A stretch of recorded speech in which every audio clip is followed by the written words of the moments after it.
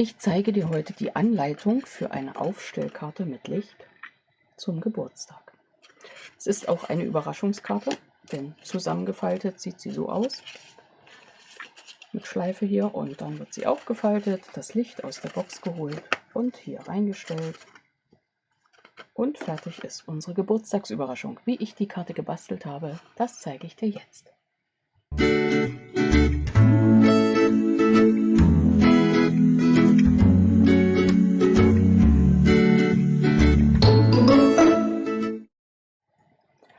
Hallo und herzlich willkommen in meiner Kreativwerkstatt. Schön, dass du dabei bist. Ich bin Angela von der Stempelfamilie. Und es ist wieder soweit, 5 Demos, 5 Ideen. Kreativität verbindet. In unserem heutigen Videohop von der Stempelfamilie und Friends zeigen wir dir insgesamt 5 Ideen zu einem Kartensketch. Was ist ein Kartensketch? Dieses hier zum Beispiel, es ist ein spezielles Layout, das haben wir uns vorher überlegt. Und dazu bastelt jeder von uns eine Kartenidee. Wie rum, ist völlig egal, die Felder müssen auch nicht genauso groß sein wie in der Vorlage, aber eine Idee dazu. Ja, wir, das sind Annalena, Irmtraut, Karin, Merle und ich. Die Ideen der anderen kreativen Mädels findest du am Ende meines Videos und in der Beschreibung unter dem Video habe ich für euch die Playlist mit den einzelnen Beiträgen aufgeführt. Dann könnt ihr sie euch der Reihe nach anschauen. Und wenn ihr Lust habt, werdet ihr selber kreativ und bastelt auch mal so eine Karte ganz speziell mit so einem Layout. Auf meiner Website sind alle Informationen dazu zu finden, das Layout nochmal und auch eine 14-Tage-Challenge zum Weltkartenbasteltag. Die startet nämlich genau heute. In den nächsten 14 Tagen könnt ihr zu den ausgewählten Themen eure Kartenideen posten auf Instagram oder ihr schickt sie mir auf WhatsApp, schreibt dazu, ob ich sie veröffentlichen kann. Ja, jetzt geht es aber los mit meiner Lichtkarte, mit der Box. Das war so ein bisschen Tüftelei. Ich wusste gar nicht, was ich mache mit diesem Layout. Erst festgelegt und dann stehe ich da. Aber am Ende bin ich auf diese Karte gekommen. Die kann man so zusammenbinden, hier mit einer Schleife. Hier ist die kleine Box. Die gehört zu den feierlichen Anhängern, also zu dem Produktpaket. Geschenkschachtel nach Wunsch heißt sie genau. Die wird hier mit verwendet. Und da passt dann so ein Licht rein. Ihr Fragen zu dem Licht habt, ich verlinke das auch in der Beschreibung. Okay, wir quatschen gar nicht lang, also ich quatsch nicht lang. Ich nehme die Mäuse hier aus dem Gast, das ist ein Gastgeberinnen-Set. Könnt ihr mich fragen, wie ihr dazu kommt. Ja, gut. Okay, ein A4-Blatt. Ich zeige erstmal, wie ich die Grundkarte zuschneide, weil wir wollen es ja mal rationell haben. Wir brauchen hier schon ein ganzes Blatt in A4, aber versuchen das so günstig wie möglich zu zerschneiden. Okay, ich lege das erstmal quer ein und ziehe mir bei 14,85 meine Kartenmitte. Und dann lege ich die kurze Seite oben ein bei 10,5. Und das Blatt ist ja 21, also erhalte ich da 2 gleich große Stücke draus. Eins lege ich beiseite für die Grundkarte und das zweite ist für das Element vorne, die Vorderseite. Und das lege ich mir so an, dass ich hier, sagen wir so 16 cm, es würden auch 15,5 reichen, und schneide das hier ab. Habe ja schon die Falzlinie, falte das hier oben und das ist nachher meine Klebefläche. Dieses Element habe ich übrig, das brauche ich dann noch für ein kleines Feld bei der Karte. So, das war einmal die Grundkarte zugeschnitten und jetzt zeige ich euch der Reihe nach alle Elemente, die ich schon vorbereitet habe. Also hier das lange Stück, das ist dann 10,5 mal 29,7 cm. Vergesse es immer wieder die Maße. Das kurze Stück, was ich hier habe, 10,5 mal 15,5 bzw. 16 cm. Ihr wisst ja, hier bei 14,85 ist die Falzlinie. Eine Auflage, das habe ich hier schon mal so vorbereitet, da muss ich nicht zwischendurch stanzen. Ich verwende zu meinem Glutrot und zum Nachtblau, habe ich jetzt mal so entschieden, verwende ich Vanille pur. Habe eine Auflage geschnitten in Farbkarton, also Vanille pur 8,5 mal 13 cm. Habe das mittig hier aufgelegt, beide Teile zusammen ausgestanzt. Je nachdem, was ihr für Elemente zum Stanzen habt. Ich habe hier mal ein Quadrat genommen. So, weit vorbereitet. Legen wir schon mal hier rüber. Außerdem brauchen wir ein Feld 5,5 farbig, habe ich in Nachtblau genommen. 5,5 mal 5,5 5 mal 5 cm, also 5,5 mal 5,5 in Nachtblau und in Vanille pur 5 mal 5. Wie gesagt, bei dem Sketch ist das natürlich variabel. Und ein kleines Feld, da brauchen wir wieder das Rot, das übrige Stück, in 3,5 mal 3,5 und die Auflage in 3 mal 3 cm. Außerdem eine Auflage in 8,5 mal 5 cm. Das wird hier innen rein die Bremse, dass es hält, wenn wir es aufstellen. Und ein Element in 8,5 mal 8,5 cm. Das ist außen drauf ein Bild, was schon ein bisschen was hermacht, aber noch nicht zeigt, was sich im Inneren der Karte versteckt. So, das ist mein Notfeld, das wahrscheinlich auch. Und was brauchen wir noch? Ein Stück vom Pergament, also vom Transparentpapier. Das ist in den Maßen, das ist so ein Circa-Stück, das ist 8 mal 8 cm, weil das werden wir hier drin dann verstecken. Können auch minimal kleiner sein. So, jetzt müssen wir uns schön konzentrieren, dass wir das der Reihe nach machen. Ich sag mal, für die Geschenkschachtel, die erwähne ich so am Rand, ausgestanzt, braucht ihr mindestens ein Stück von 12 mal 12 cm, kann auch ein bisschen mehr sein. Hier seht ihr, ich habe das 6 mal 6 Inch, was ja 15,2 mal 15,2 ist. Versucht so rationell wie möglich, hat man hier drüben also noch Streifen, die man weiter verwenden kann.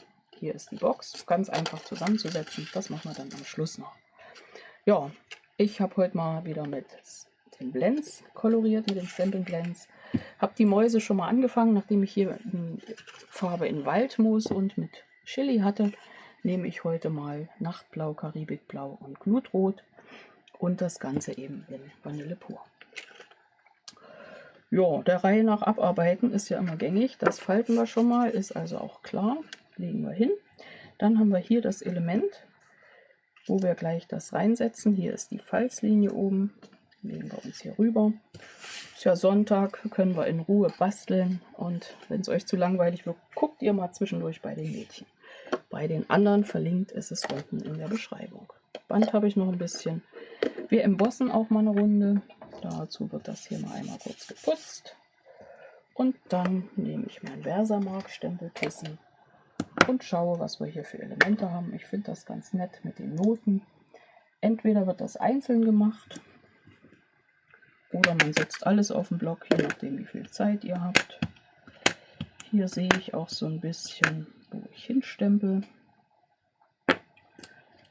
Jetzt kommen die Noten dazwischen. Erstmal die große Doppelnote verbunden. So, ich weiß ja dann, wo mein Feld in etwa ist. Viel Kleberand hat es nicht. Und dann noch die einzelne Achtelnote. Also waren das hier Sechzehntel. Ja, muss mich mal wieder ein bisschen mit Musik befassen.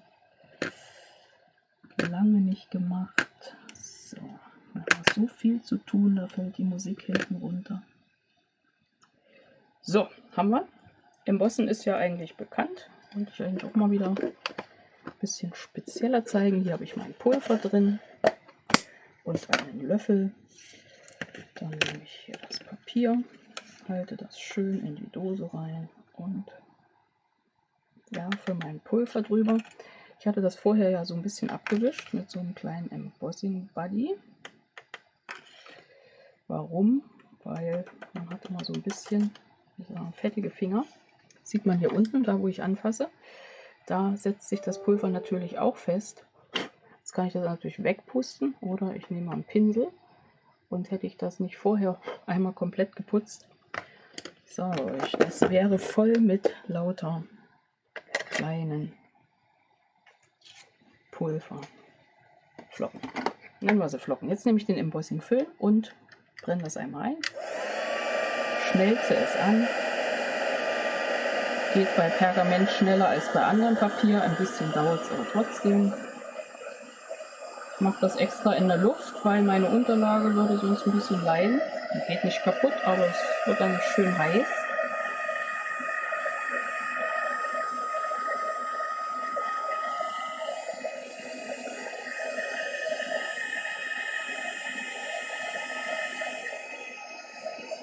Moment, mal einmal drehen. Ihr seht gleich, ihr könnt ja wieder das Thema aus Angelas Fehlern lernen. Ich habe hier nicht so sauber gestempelt, seht ihr gleich.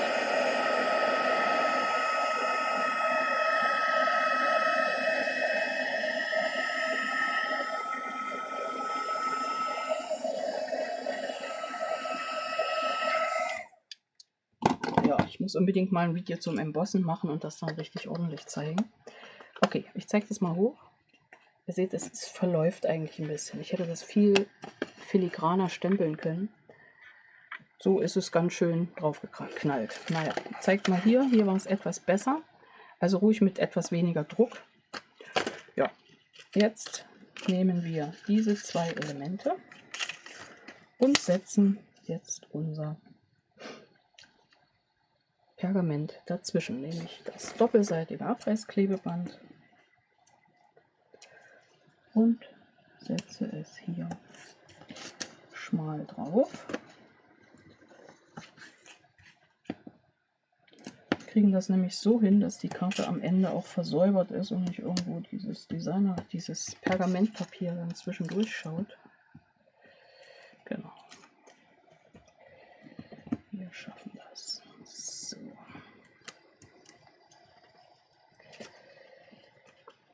Setzen wir es so rum. Schauen, dass nicht übersteht. Funktioniert. Jetzt sitzt es drin. Gut andrücken. Und das ganze Element hier draufsetzen. Und da habe ich mir gedacht, das drehe ich um. Da sehe ich nämlich besser, dass meine Öffnung dann genau drin sitzt. Also hier wieder komplett. Gucken, dass ich nicht in das Feld reinkomme. Dann würde man ja den Klebestreifen sehen, klar.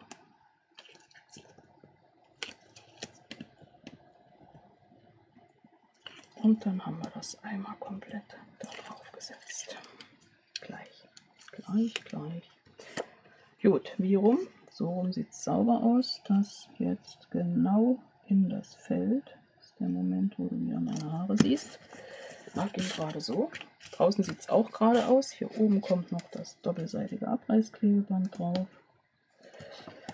Und damit wir jetzt auch nichts falsch machen, falten wir das mal schön auseinander. Du siehst, das ist unsere Innenkarte.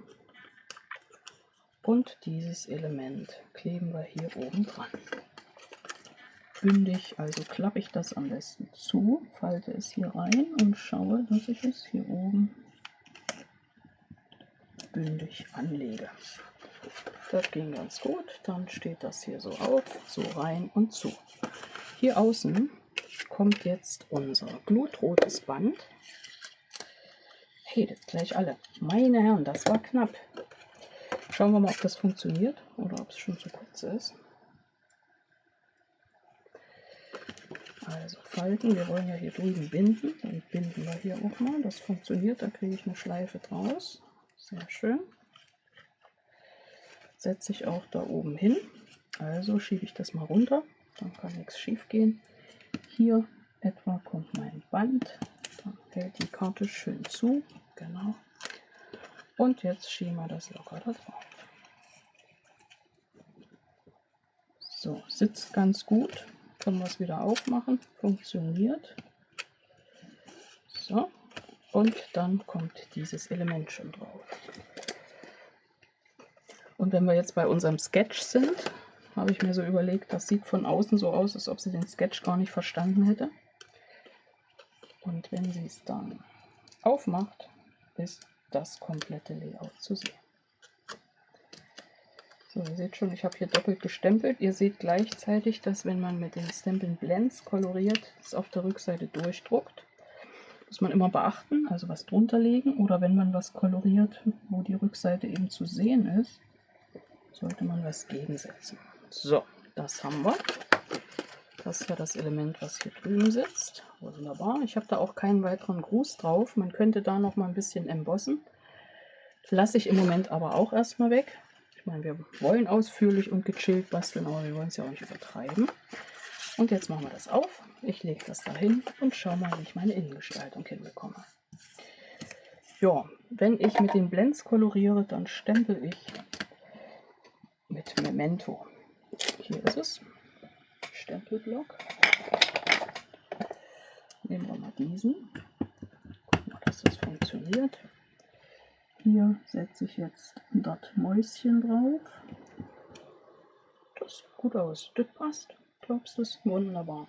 Putze ich mal gleich, weil ich habe schon wieder jede Menge Stempel rumliegen. Das dann mal alle schön alles ins Schächtelchen packen. Ab ins Körbchen. Ja, und das große Element habe ich ja schon koloriert und das mache ich jetzt mit dem kleinen einmal für dich. Ich habe ja gesagt, es muss was drunter gelegt werden. Ich lege jetzt schon die Mattung drunter. Das wird man ja dann nicht mehr sehen. Also klebe ich das hier einmal an.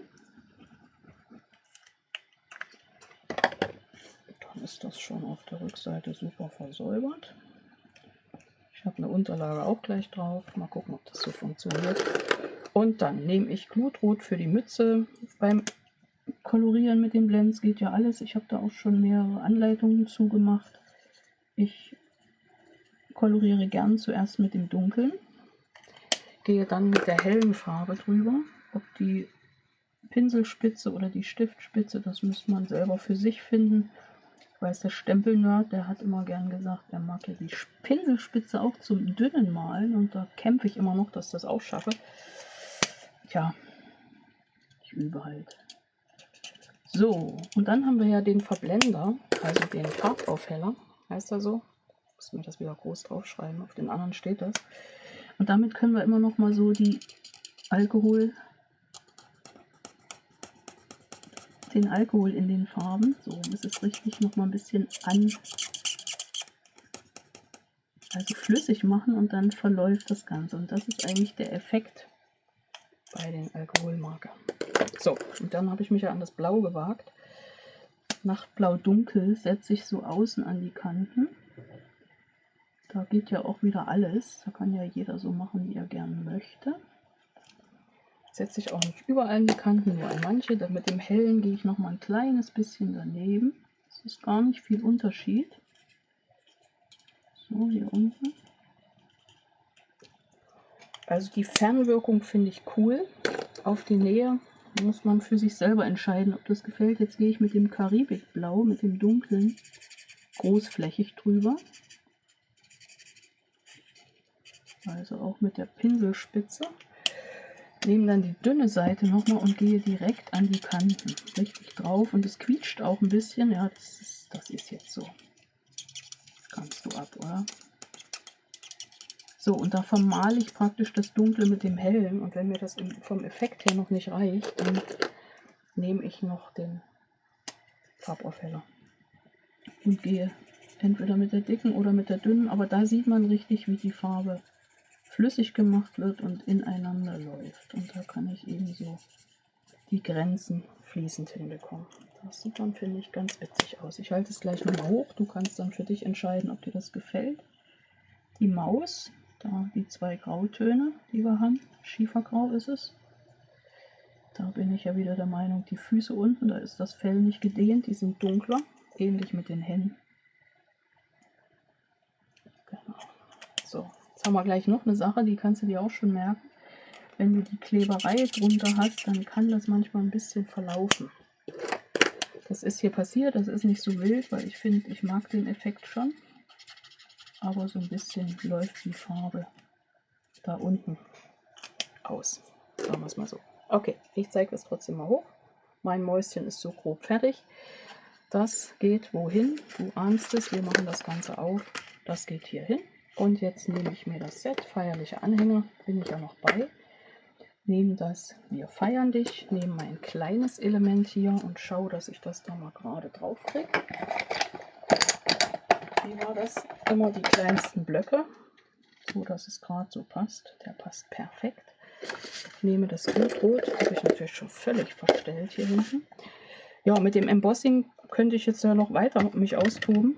Du weißt, wie es geht. Ich habe es gezeigt. Wir feiern dich. Ich teste mal, ob ich das hier sauber drauf kriege. Oh, gigantisch, ja. Wenn man einfach nicht weiter drüber nachdenkt, dann funktioniert das. Und das setze ich jetzt hier auf das Glutrote. Und da nehmen wir mal noch den Flüssigkleber. Gehen wir hier mit einem Kreis drauf. Setze das oben drauf. Bling Bling, weiteres Band. Könnten wir jetzt überall noch unterbringen. Ja, Embossing, was auch immer. Hier außen drauf nochmal mit den kleinen Hintergrundstempeln arbeiten. Herzen würden auch super passen. Wir müssen es aber auch nicht übertreiben. Kann man sich alles denken. Jetzt gehe ich hier noch mit dem Stempel zum Geburtstag. Auch da noch einmal in Glutrot. Ja, weniger ist ja oft mehr oder andersrum. Zweiter Versuch, noch mehr gerade. Schauen wir mal. Ja, so einen leichten Schiefen hat sie heute, ne? Egal, können wir leben mit. So, wollen wir uns noch dieses kleine Element holen und doch noch ein paar Sterne. Ich habe schon wieder kein Ende hier.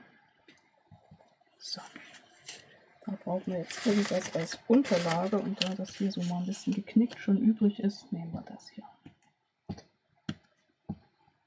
Ja, würde auch gut embossed werden können. Geht alles. So. Und jetzt setzen wir zusammen. Das geht hier hin. Mal gucken, ob die Mechanik funktioniert. Ja, ist alles richtig. Hier unbedingt Abstandsklebepunkte, weil wir brauchen ja den Abstand, damit das besser hält. Ich habe immerhin die Seite, die nicht ganz so schief ist, genommen. Das war schon mal gut. So, hier wieder überall meinen knappen Zentimeter. Den finde ich hier überall ganz passend. Dann haben wir ja den da auch. Sieht schon gut aus. Und jetzt beide Elemente drauf. Das eine klebe ich flach und das andere dann wieder mit Abstand. Stempel aufheben. Mir ist letztens wieder ein Stempel verloren gegangen. Kennst du das auch? Das ist schon heftig. Die dann irgendwann mal hier einfach verspringen. Ja, jetzt schiebe ich mir das so, dass ich glücklich bin mit meinem Layout. Es muss ja nicht 100% sein. Ja, hier kommen die Abstandsklebepunkte. Da kannst du überlegen, ob du das so machst, dass man das von innen dann wirklich nicht sieht oder ob du sagst, so genau müssen wir es nicht nehmen. So, die Maus hält das hier noch so ein bisschen in der Hand, das Schild. Deswegen geht es ein Stück rüber. Genau, die hält das Schild. Wir feiern dich. Wir feiern dich. So, das Ganze da rein. Einmal schräg hochgehalten. Also ich bin schon sehr zufrieden mit meiner Karte. Geht auch mit ein bisschen weniger Auflage oder Stempelei. Hier ist das Layout.